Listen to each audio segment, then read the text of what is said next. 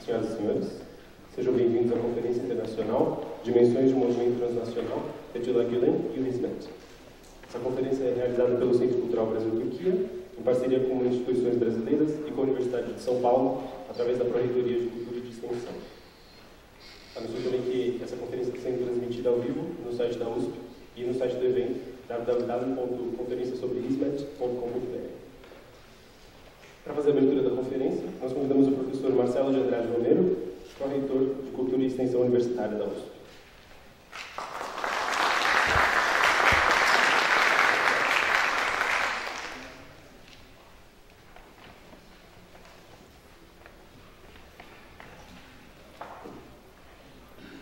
Bom dia a todos. É um prazer para nós recebermos na USP eventos desse tipo. É um prazer para nós recebermos na USP todos vocês, muitos vindos de outros países, de outros continentes. Esse é o nosso papel. A Pró-Reitoria de Cultura e Extensão Universitária da Universidade de São Paulo, ela foi criada exatamente com esse propósito. Poucas universidades dedicam espaço e importância à cultura como a USP tem feito nos últimos anos. E criou uma pró-reitoria no mesmo status da pró-reitoria de graduação, no mesmo status da pró-reitoria de pós-graduação e de pesquisa. A universidade decidiu criar uma pró-reitoria de cultura e extensão universitária, com o objetivo de promulgar e promover a cultura dentro da universidade e fora da universidade. E isso é uma coisa diferente do ensino, uma coisa diferente do ensino de graduação. É promover questões culturais, sobretudo para fora da universidade.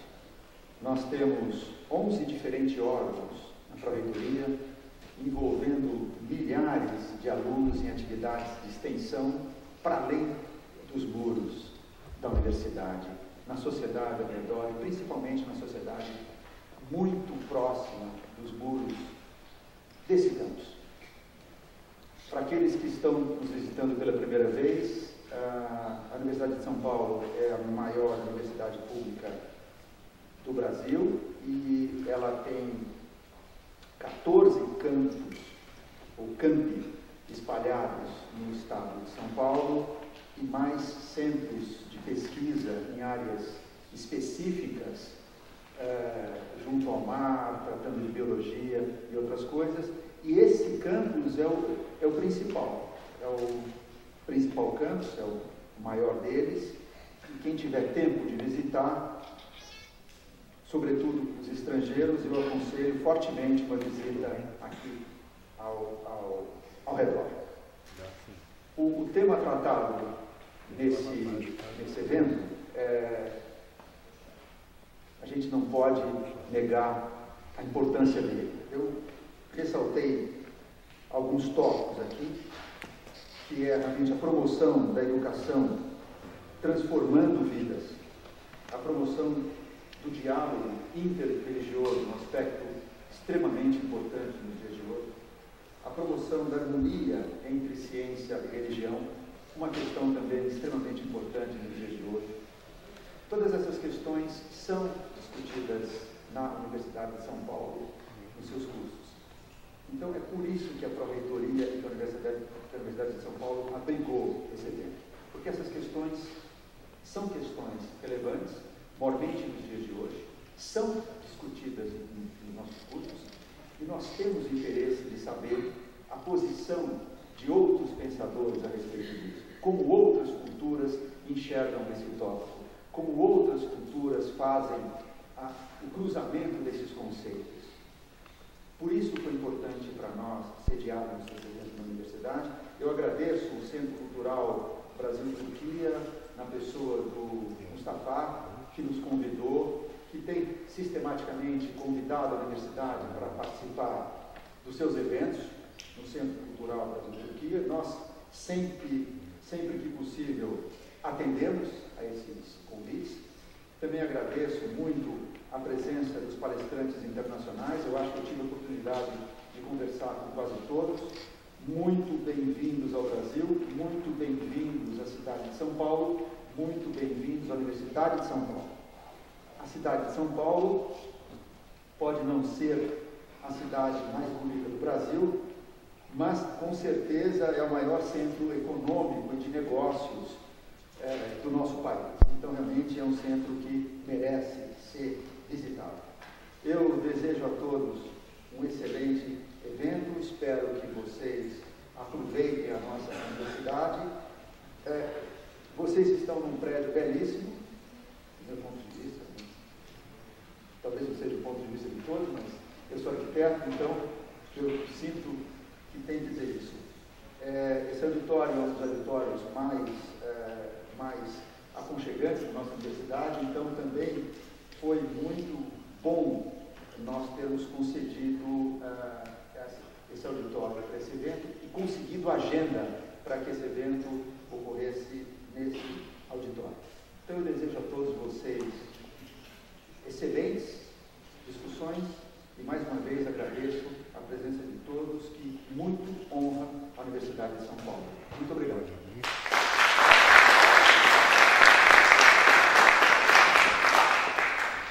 Agradecemos ao professor Marcelo. Agora ouviremos as palavras de boas-vindas do professor Mustafa Göktepe, presidente do Centro Cultural Brasil-Turquia.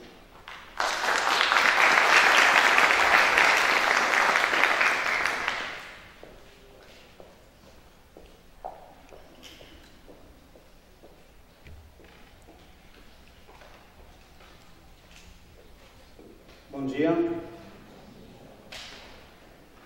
Prezados palestrantes internacionais, palestrantes brasileiros, ilustres convidados e queridos amigos, todos sejam bem-vindos. Gostaria de começar agradecendo a presença de todos, principalmente aos participantes palestrantes da Bélgica, dos Estados Unidos, do Reino Unido, das Filipinas e da África do Sul e, com certeza, da Turquia e muitos do Brasil. Agradeço imensamente ao Conselho Acadêmico da Conferência e à equipe do CCBT pelo esforço na realização da organização dessa conferência. Agradeço muito ao professor Marcelo de Andrade Romero por ser anfitrião desse evento nesse belo espaço, como ele disse, realmente um dos melhores auditórios da Universidade de São Paulo, e por ser justamente também na Universidade de São Paulo, sem dúvida, uma das melhores universidades do mundo, talvez seja a melhor da América Latina. E, portanto, no nome do senhor Marcelo, agradecemos à Pró-Reitoria de Cultura e Extensão Universitária e à Universidade de São Paulo. O organizador deste evento, como a sigla CCBT, Centro Cultural Brasil-Turquia, é uma instituição brasileira, não governamental, inspirada no movimento Hizmet, fundada em 2011 por um grupo de turcos e brasileiros voluntários, para justamente seguir a filosofia do movimento Hizmet, promovendo o diálogo, a compreensão, o respeito, o entendimento intercultural e a coesão social por meio de atividades culturais, sociais e acadêmicas como essa. O CCBT tem 3 unidades nesta cidade, em São Paulo, e filiais em Brasília, capital do Brasil, Belo Horizonte e no Rio de Janeiro. E com prazer, a Universidade de São Paulo é uma das grandes parceiras de longa data. Nós temos curso de língua e cultura turca aqui há mais de 4 anos. Com 4 módulos em funcionamento, temos alguns alunos, inclusive, desse curso aqui, que falam aqui turco bem. Esta conferência internacional, sob o título Dimensões de um Movimento Transnacional, Fethullah Gülen e o Hizmet, está sendo organizado pelo CCBT com vários parceiros brasileiros e temos a honra de anunciar essa conferência como primeira na América Latina sobre o movimento Hizmet e sobre seu inspirador, Fethullah Gülen. Ainda mais a honra realmente ter como sede a Universidade de São Paulo. A conferência no Brasil não é uma iniciativa nova, segue uma série de conferências sobre o movimento, como as realizadas na Universidade de Chicago em 2010, Universidade de Georgetown em 2008, Câmara de Londres e Escola de Economia de Londres em 2007, Universidade de Oklahoma em 2006 e Universidade de Rice em 2005. Mas é primeira na América Latina. É um mundo cada vez mais violento, intolerante e polarizado. Os trabalhos do movimento Hizmet, uma contribuição para a construção do diálogo entre civilizações, culturas e religiões, é muito importante. Nesta conferência, temos como nosso objetivo aumentar o conhecimento e entendimento do Hizmet e difundir mais ainda esses trabalhos para o bem da sociedade mundial, com os trabalhos que envolvem os valores universais. Espero que esta conferência ajude a termos um mundo melhor, com mais diálogo, com mais respeito entre nós e, consequentemente, mais paz no nosso mundo. Muito obrigado a todos vocês e que tenhamos uma ótima conferência.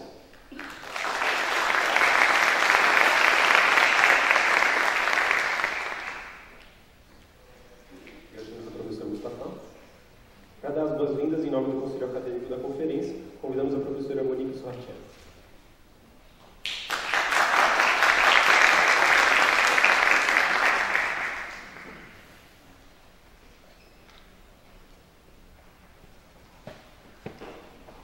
Bom dia, de nada. Bom dia a todos. Antes de mais nada, eu queria dizer da alegria que está aqui no auditório ligado à Biblioteca Brasiliana Vita e José Mindlin. Foi um dos deliciosos livros de José Mindlin, acredito que foi o livro Uma Vida Entre Livros, que li sobre sua maneira de amenizar as dificuldades de lidar com a burocracia, filas e atrasos no Brasil, lendo. De fato, adotei animada a mesma prática e sempre tenho o livro na bolsa. E uma dessas leituras, feitas em pé na fila de banco, em banco de ônibus, ou aguardando compromissos que se atrasavam, foi Istambul, Cidade e Memória, de Orhan Pamuk. De certa forma, é por causa de Orhan Pamuk que estou aqui agora. A partir das leituras de seus livros, que também destacam o nome vermelho, apaixonei-me pela Turquia e pela história do Império Otomano. Em 2010, acabei morando na capital turca, Ankara, estudando no Departamento de História da Bilkent University, com grandes acadêmicos de história otomana, como Oktay Özer e Halil Izzatcak.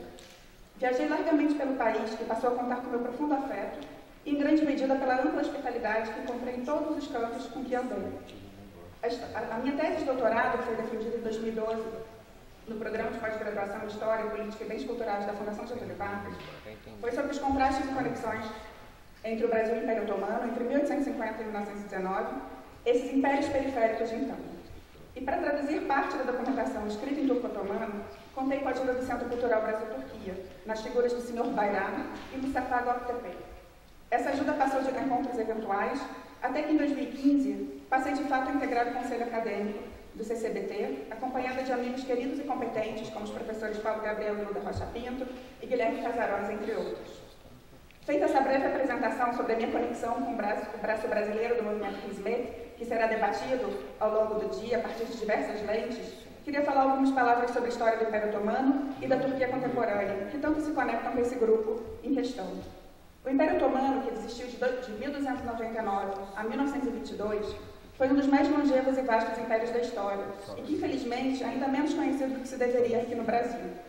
Em termos simplificados, há quem diga que se divida a sua história em ascensão, levando em conta o período da formação em 1299 até a segunda tentativa fracassada de tomar Viena, em 1683, e queda, de 1683 até o esfacelamento final no início do século XX, cuja data oficial de extinção é 1922, nascendo de seu núcleo duro a República da Turquia em 1923.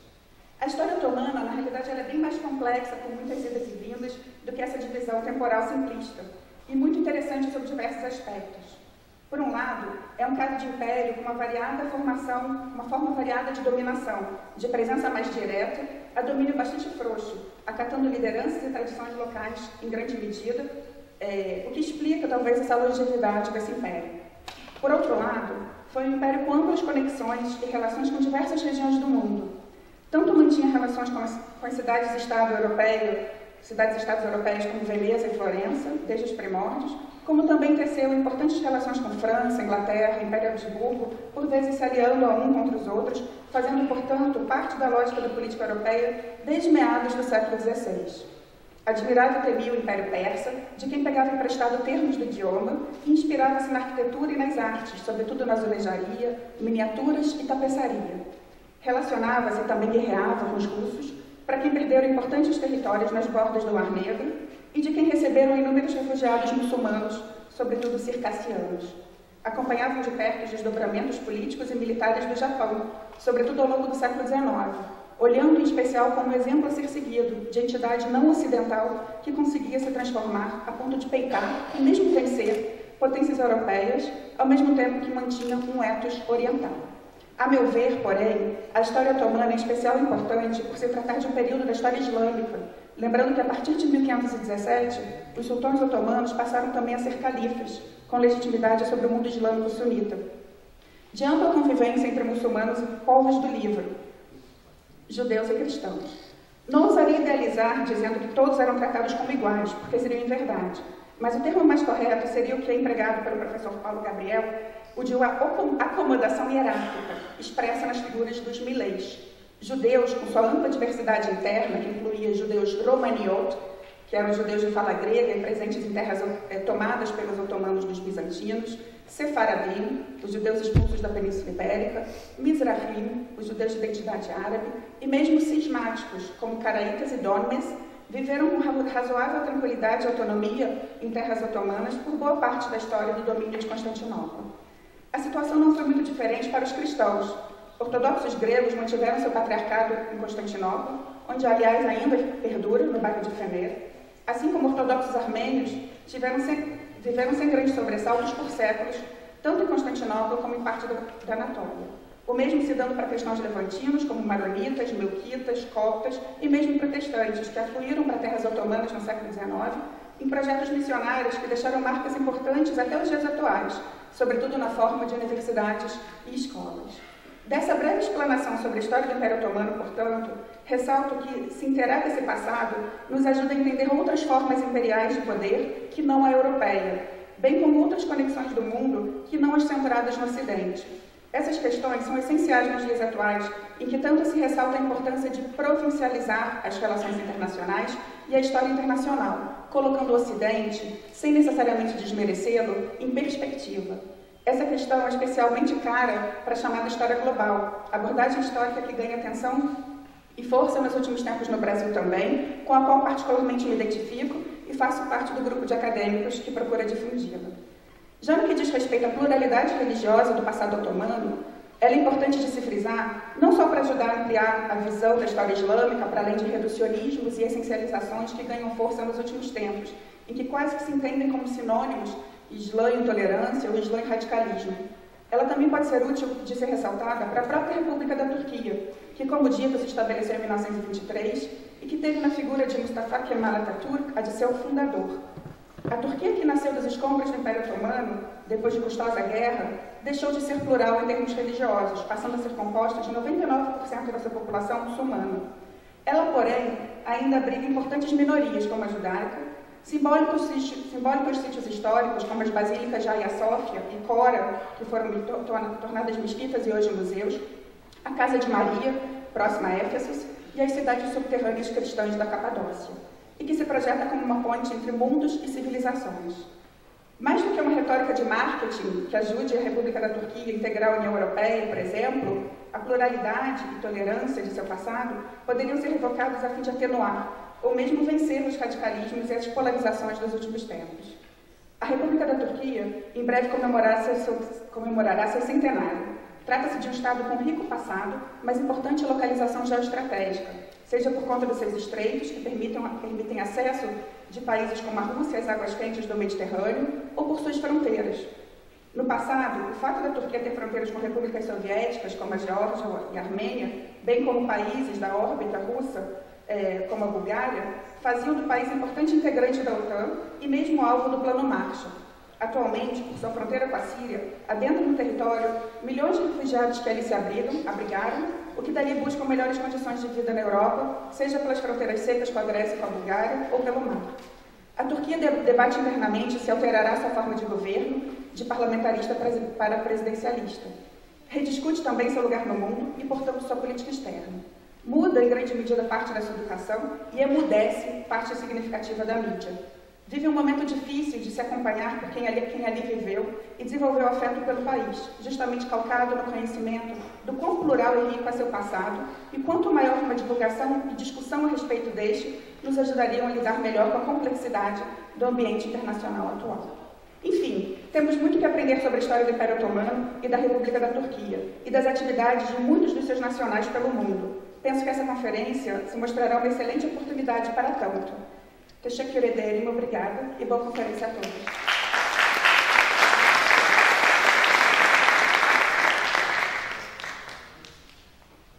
Agradecemos a professora Monique. Depois das valiosas palavras de boas-vindas, damos início à conferência.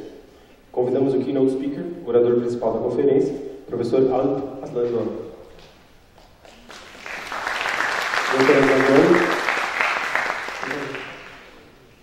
Dr. Aslandoğan é o diretor executivo da Alliance for Shared Values, uma organização sem fins lucrativos, inspirada no movimento Gülen, que promove o diálogo reunindo cidadãos de diversas origens, em torno de valores comuns da humanidade.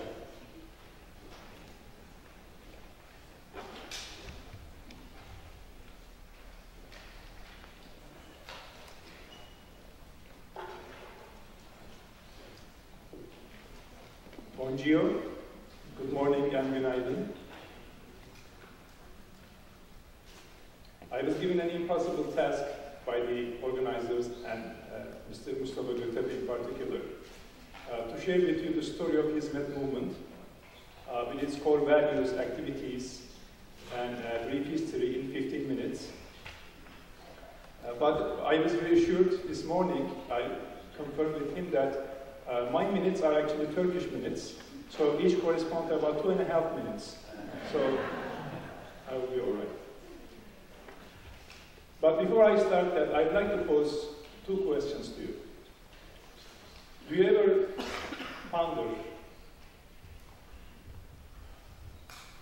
how can I live a life so that at the end of my life, I feel fulfilled, that I feel I have lived a life that is full, that was worthwhile. At the deathbed, I will not have major regrets. While alive, I will have a sense of satisfaction that is lasting, not transient. Is there a secret formula for such a life? It turns out researchers from United States and Australia have actually studied these questions and came up with answers based on interviews with many people and as close as they can get to controlled experiments, scientific experiments, testing different hypotheses. And they actually came up with something like a formula. You might call it a secret formula for a life that feels fulfilled and a life that at the end doesn't fill you with regrets. And I will share this formula with you, but I have to tell the story of Hizmet first. First, because otherwise Mustafa will get angry at me, and also because it appears the people who formed what we now call the Hizmet movement 50 years ago appear to have discovered this secret formula in the 1960s and the 70s. So around the time the world-renowned Brazilian educator Paulo Freire was writing and publishing his book on the pedagogy of the oppressed, which is really about empowerment through education, empowerment of the disenfranchised people through education, a meta-level look at education. Around the same time, there was a preacher in Turkey, in the city of Izmir, the westernmost city of the Anatolian part of Turkey, the Asian part of Turkey. And he was advocating around a very similar social cause, that is, empowering disenfranchised people through education. At the time, the country faced major social, economic, political issues. Some of the top problems the country was facing were the lack of access to quality education. There were schools, government-run schools, some private schools, but access to quality education was really limited. As a result of this lack of access, there was also disenfranchisement of a large segment of the population. There was poverty, the economy was doing very, very poorly. And there were also violent conflicts, a lot of intolerance. And I actually remember those days. I was a middle school student in the 70s. And I remember the days when we hear the news of a friend getting stabbed, or a teacher getting stabbed, or a school boycott in a nearby school where no teacher is allowed to do the classes. On the streets, the politically motivated youth were actually killing each other with the guns. Literally, thousands of Turkish youth died, literally, on the streets during those years. It was very risky to buy just one newspaper at a news stand. Because if you just buy one newspaper, if you go to the wrong neighborhood for that newspaper, you could get beaten. It was a very intolerant atmosphere. At night in our home, we would hear people running on the streets, the police or the gendarmerie shouting, stop, gunshots, graffitis all around, political graffiti all around. It was a very difficult time for Turkey. Now, under these circumstances, Mr. Fethullah Gülen's idea was, we can address many of these social issues and problems through education for the longer term. Because, yes, the government has a role to play, and the government has funding and policies and so forth. But sometimes those policies are short-lived. But through education, if we are able to change mindsets, perspectives, if we can develop empathy, we can address these problems for the longer term. We can address poverty by sharing knowledge and skills in developing individuals so they can become entrepreneurs or they can become qualified participants in institutions. So we can also address, through empowerment, the disenfranchisement problem. We can address intolerance, because intolerance stems from a mindset that is fearful of difference, that seeks to homogenize the society. Whereas a confident mindset, a confident spirit, can tolerate diversity, can try to understand it, and can see it as richness. But this is a mindset that needs to be cultivated. Ideally, it should first be cultivated in the family, but if not, then certainly it should be cultivated in the school environment and in other environments where the learning takes place. So, Mr. Gülen, who was actually a preacher, a state-licensed preacher in a mosque, began his social advocacy around education. He encouraged everybody to do something about education. Are you a young person considering college? Consider teaching as a career option. You could go to the medical school or law school, but consider teaching as a noble profession. By improving the lives of others, by empowering others, you will see that there is meaning in your life, and you will find a kind of satisfaction that will not be achieved with money or fame. If you are a wealthy person, you can support students with scholarships, you can build schools, you can build dormitories. If you are a parent, you can get more involved. So everybody can do something about education. So the people, the small group of people around Gülen, began starting projects. This group of people involved academic students, small shop owners, wealthy businessmen, blue-collar, white-collar workers. It was a microcosm of Turkish society. So they started giving scholarships. They started collecting funds and giving scholarships to students so that they can study at the place where they could not before. They started building dormitories so that rural students can come to towns and larger cities and study at a better school, or they can continue their education, because in the rural place maybe there is no option of higher education. They started tutoring centers for college entrance exams. At that time, still today, there is a centralized exam, and the placement in the colleges of the country are determined essentially by that exam. So a student can get into the top colleges in the country simply scoring very well on that exam. So they started tutoring centers where the possibility of getting into a good college through such a tutoring center was given. They started building schools, K through 12 schools, private, co-ed, boys and girls, non-sectarian secular schools that excel in sciences, humanities, but they also provide an environment that is safe for the parents they can trust, and also it inculcates that mindset that I talked about. They also started free tutoring centers because the schools are charging tuition. They have scholarships for a limited number of students, but for the larger impoverished children of the families, they need something else. So they also started tutoring centers, which served to this day hundreds of thousands of students, help them excel in entrance exams or in their classes in general. So you might call this a kind of an outer work, that is the work in the society to improve the society, which is very similar to the concept of Tikkun Olam, as I hear, in the Jewish tradition of improving your world, or in the Christian tradition, serving God by serving His people. It was the outer work. But accompanying this outer work was inner work. The people around Gülen, they held weekly spiritual conversations around spiritual topics. They went on a journey of self-discovery, the discovery of their identity, their core values. And they also helped each other in the community spirit to live a life that is congruent, that is true to these values. This was a search of authenticity in life with the help of friends, but it was focused on the inner world. So this small group of people started their journey with a combination of inner work and the outer work.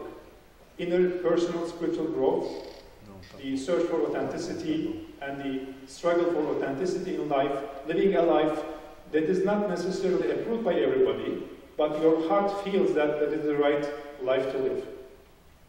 At the time, and most of the time, in many societies, the message from the society is, you're a successful person if you have a good rank in the society, in an institution, if you earn a lot of money, if you're famous, so on and so forth. These are the measures of success in the social terms, most of the time. But our heart has a different story. Our heart doesn't always feel satisfied with those measures. Our heart feels satisfied when we live a life that is true to our authentic self, true to our core values. When we see those values expressed and lived in the society, then we feel satisfied. So this work is a combination of inner work and the outer work. What distinguished Mr. Gülen as a preacher and a social advocate? He was certainly not the only one. Every person here in this room knows people from their own society who were advocating for social causes. So in the Turkish context of the 60s and 70s, what distinguished Gülen? First of all, he had great rhetorical skills. One day, a small local newspaper publisher invited his friend to attend Gülen's sermon. And he reluctantly came. And at the end of the sermon, this local newspaper publisher found his friend at the corner, crying, with a notebook and a pen in his hand. He asked what happened. He said, his friend told this newspaper publisher, you know why I came today to the mosque? Because I was going to tell you, I was going to record all the errors, the logical and the linguistic errors of this preacher, and all of the illogical arguments that he makes, and all of the polarizing speech that he makes. And I was going to show you all of this, and I was going to tell you, shame on you, you're a newspaper publisher, you're listening to this miserable person. That was my intention. But my notebook is empty. And now I understand why you come here and listen to this person. He had great rhetorical skills, great use of logic and the language. His works are actually examples of text to be studied for the use of Turkish language, incorporating the Ottoman language. He was also appealing to the youth and the educated because he was at peace and comfortable with concepts such as science. He considered science as the study of the book creation. So for a faithful person, not only that they can be a good scientist, but every faithful person should be at least a student of science. Because we cannot claim to study the book of Revelation and completely dismiss and be blind to the book of creation. He was at peace and pro-democracy. He countered the argument in the minds of some Muslims at the time. Some Muslims thought that the meaning of democracy, that is the rule by the people, is it contrary to the sovereignty of God? And his response was that, yes, God is the sovereign of the universe, if you're a believer, but that should not be understood in the literal terms. God doesn't run your government for you. People run your government. So the sovereignty of people, or the rule of the people, should be understood as against the rule of, for instance, a monarch or an oligarch. It should be understood in that context. Therefore, it has no contradiction with the sovereignty of God in the universe. So Muslims should be at peace and comfortable and furthermore embrace democracy. As a matter of fact, because of its participatory nature, maybe democracy is actually more in alignment with Islamic principles than other forms of government that Muslims might dream about. He was also pro-peace and against violence. He consistently, throughout his life, shunned and condemned violence. One day, there were groups chanting outside the mosque, chanting slogans against many things, including religion, and probably against him and preachers and all his listeners. And he turned to his audience and said that one day this group of people chanting outside, they might have guns as well. One day they might come into the mosque and shoot me. If any of you respond with violence, God is witness, I'm going to complain to him about you in the day of judgment. You should remain peaceful and leave the matters of security to the state. So he stayed this way throughout his life. When 9/11 happened, he was quick to publish an ad on the Washington Post. When the ISIS emerged, he placed ads on major US newspapers, which were translated into Arabic-speaking papers, condemning ISIS terrorism. He wrote op-eds, he wrote books, he contributed to books against violence in the name of religion, arguing from the religious perspective and also from the humanitarian perspective. So this pro-peace stance was also appealing to many people in Turkey. But of course, everybody could not be directly involved in education, so the movement had to branch into other activities. The next area was interfaith dialogue. In the early 90s, there was a talk of the clash of civilizations. And Gülen's response was that we have one civilization, that is human civilization, and the religious leaders should stand in solidarity, condemning violence and intolerance, and instead promoting peace in the name of religion. So he held public meetings with the religious leaders of Turkish religious minorities, the Jewish, the Orthodox, Greek, and Armenian communities. These communities are very small in Turkey. The Jewish community, I just heard, about 17,000. The Armenian community, about 60,000. With the Greek Orthodox, only a few thousands. So they were politically insignificant, but by meeting with their leaders as the most influential preacher in the country, Mr. Gülen brought prominence to those communities. And in a sense, he closed a page in interfaith relations in Turkey and opened a new one, which is, of course, a work in progress. In 1999, a Richter scale 7.6 earthquake struck Turkey. From the efforts to help the victims of this earthquake rose a humanitarian relief organization founded by Hizmet participants called Kimse Yok Mu, which means, isn't there anyone listening? This was the cry heard from the victims of the earthquake under the rubbles. Kimse Yok Mu, isn't there anyone listening, hearing us? So the initial volunteers and people donating money and volunteering, they actually formed this relief organization which thrived, and they helped the victims of every major disaster around the world since then. Before they were targeted by the Erdogan regime in Turkey, their annual budget was about $60 million, and they were helping this money collected mostly from Muslims all around the world. If you remember any of the major disasters recently, they helped the victims of those disasters. So this might surprise you that this relief organization and the Hizmet movement in general recently has been targeted by the Erdogan regime in Turkey. So what is the story of that? During the early 2000s, when the Turkey's ruling party was newly formed, it came, and they came, Mr. Erdogan came with a promise of improving Turkish democracy, moving Turkey toward the European Union.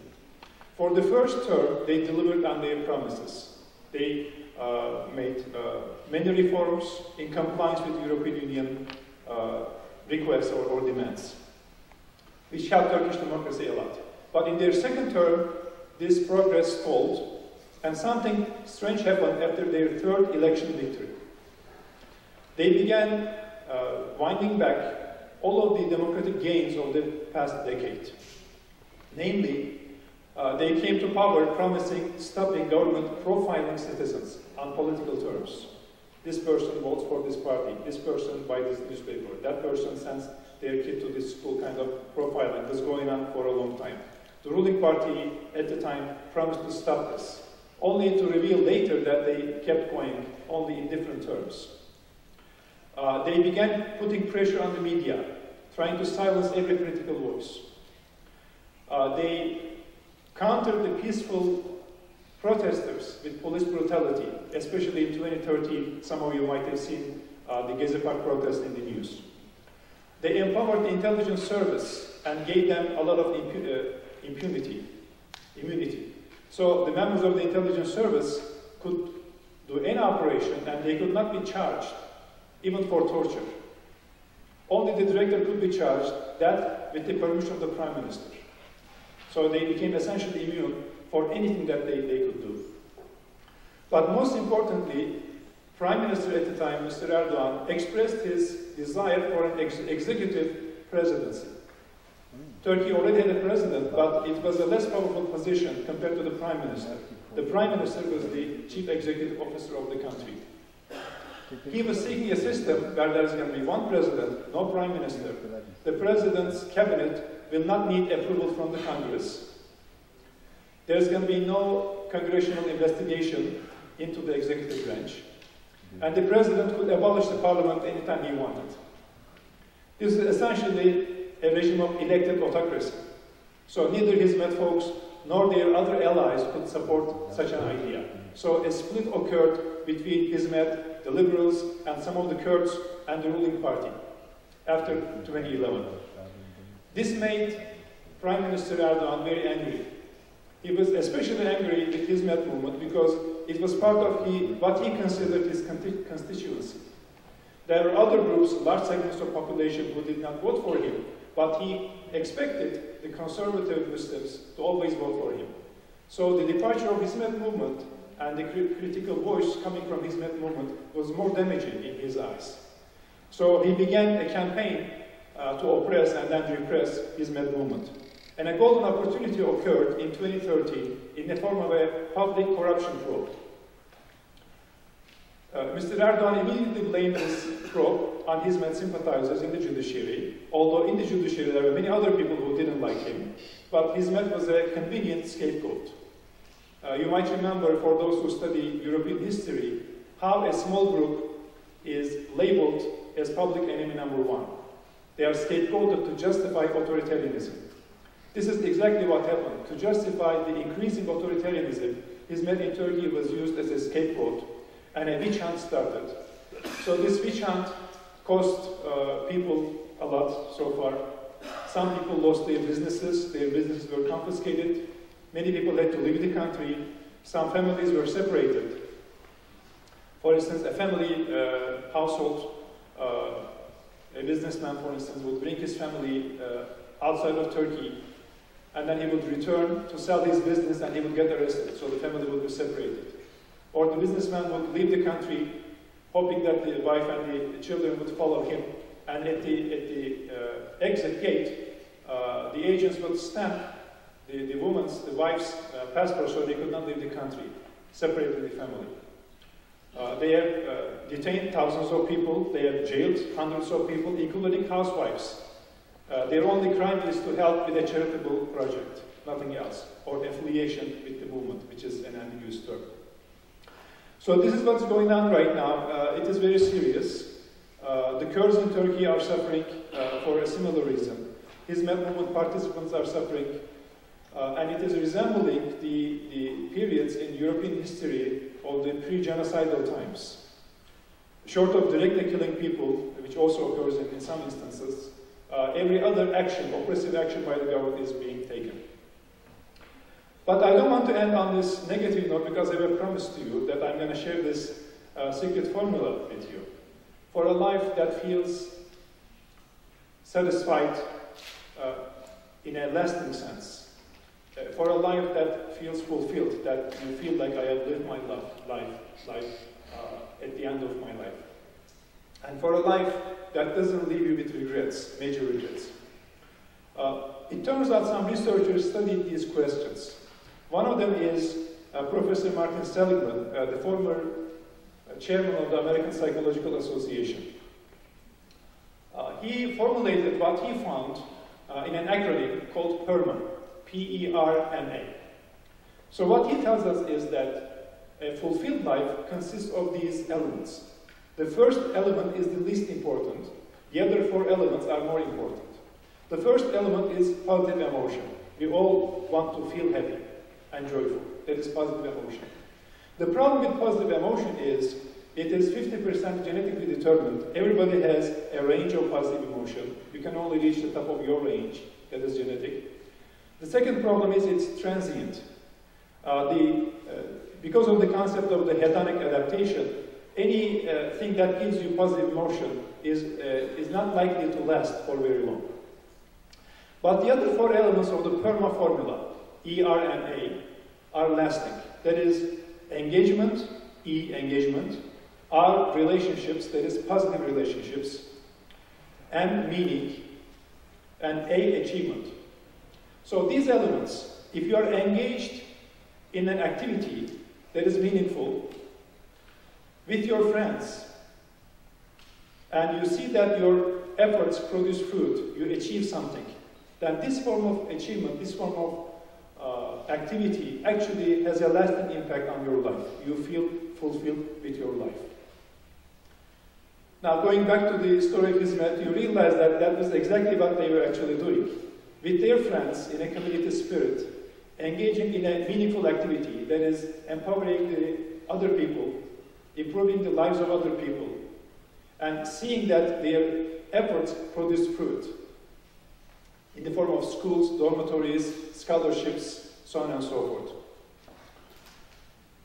So Dr. Seligman actually conducted experiments to see that these elements, engagement, relationships, positive relationships, seeking and finding meaning in your life, and achievement actually has a lasting effect on your life. You feel fulfilled for the longer term. The other question, when I'm at my deathbed, what should I do, how should I live so that I will not have major regrets? That was studied by an Australian nurse by the name of Bronnie Ware. So she spent years helping dying people, and she asked them, what are your major regrets? And what she heard, she summarized in 5 terms. First wrote an article, then published a book. Here are the 5 things, the top regrets that she heard. I wish I had the courage to live my life true to myself. Authenticity. I wish I didn't work so hard and spend time for family and friends. I wish I had the courage to express my feelings. Authenticity again. I wish I realized that happiness is a choice. It is not dependent upon external circumstances. It is dependent on my inner state of my mind and my soul. I wish I stayed more in touch with my friends.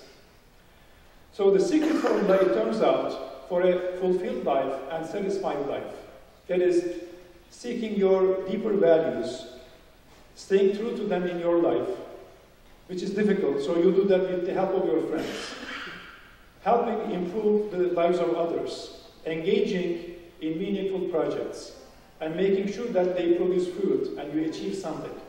This formula happens to be the formula for a satisfied life, and also the formula that the Hizmet participants stumbled upon 50 years ago. So I have bad news and the good news. The bad news is this formula, of course, is easier said than done. It's very difficult to live.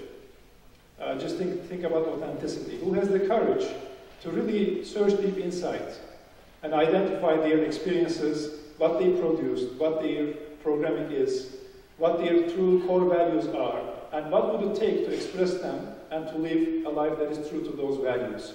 This is not easy work, this is hard work. What does it take to help others when you can actually gather more for yourself or for your family? What does it take to actually be with the weak when you can be with the strong? These are not easy things to do. So that's the bad news. But the good news is you don't have to do it alone. Thank you.